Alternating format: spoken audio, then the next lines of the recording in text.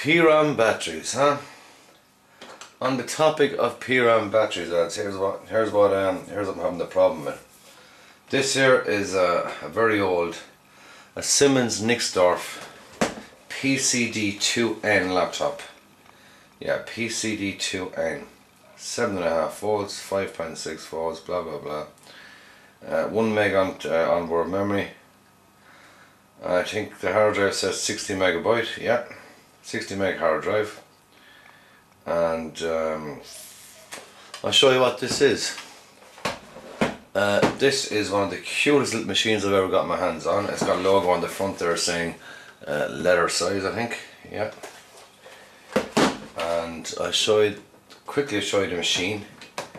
There we go. Lovely little machine. And I'll plug it in for you. Now the pram battery doesn't work, and how I know is the message on the screen. So I'm going to zoom in a bit to the screen so you can see what it says. It's not easy to read this display, but here we go. She's on now.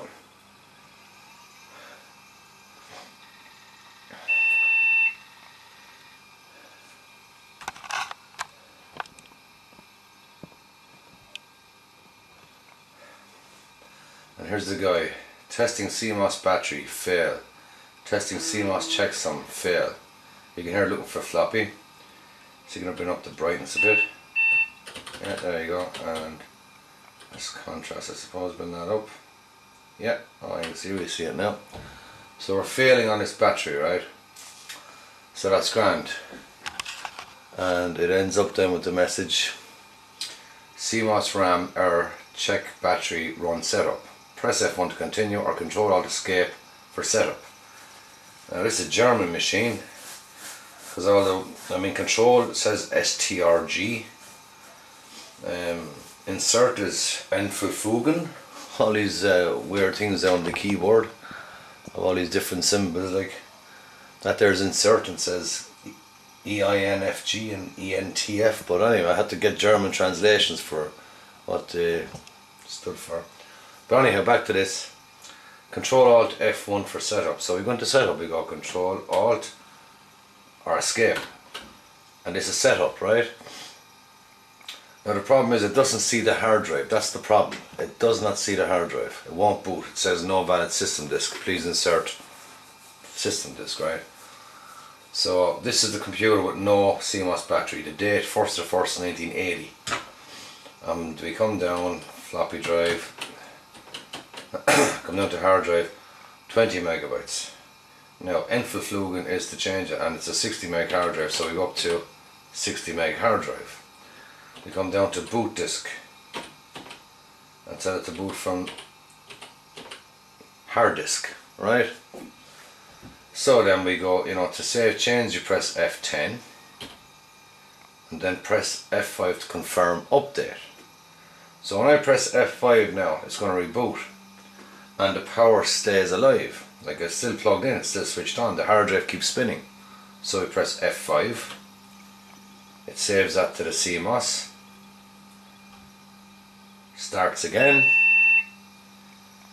And the same thing, battery fail. But you'd imagine that its CMOS would be kept intact, the changes I just made. But we got the same error, CMOS RAM error, blah blah, check the battery. And then it gives it the same option again. Press F1 to continue or Control Alt Escape for setup. So Control Alt Escape for setup. And lo and behold, it's gone back to 20 meg, where I set to 60.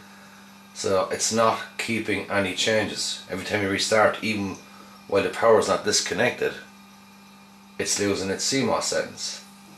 So I don't know how I'm going to get the machine to see their hard drive. I mean, let's escape out of this F1. Now we'll try and boot. Oh no, just restart. But leave it off. And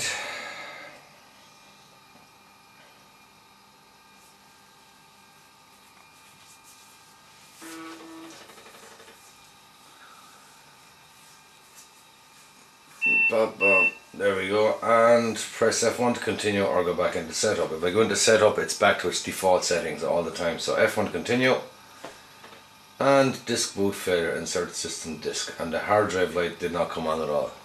So it's not even looking for the hard drive. But saying that, there's a floppy. In goes the floppy. Oh, that don't sound right. And it boots off the floppy like. Machine is 20 or 30 years old and the floppy drive worked first time. I'm pretty confident the hard drive works. It sounds good spinning up. There's no high pitched screening, no clicking, it just spins up and that's it, like, you know, the head moving around to find itself. So there's a little game up and loaded. Look, some brick out game. Space to start. So it's a lovely little machine that's working. But I just I'm not able to get the machine to see the hard drive, so Control Alt Delete, restart.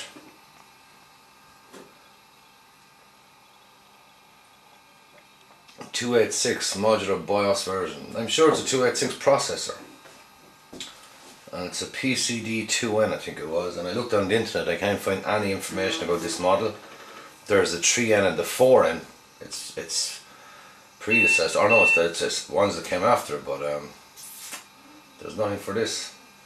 Now this is the battery that was in it. Look at the size of that, look.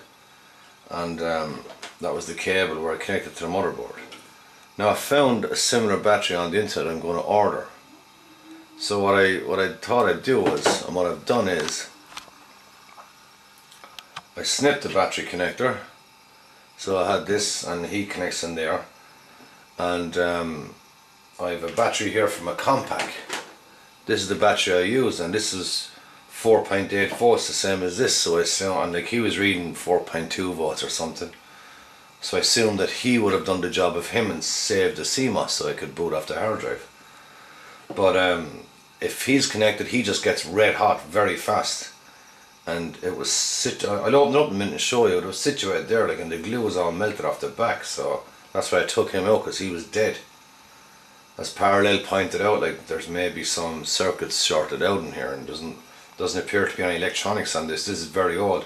However, this little battery, it has some electronics here on top, and maybe that's to detect shorts and stuff to protect the battery itself.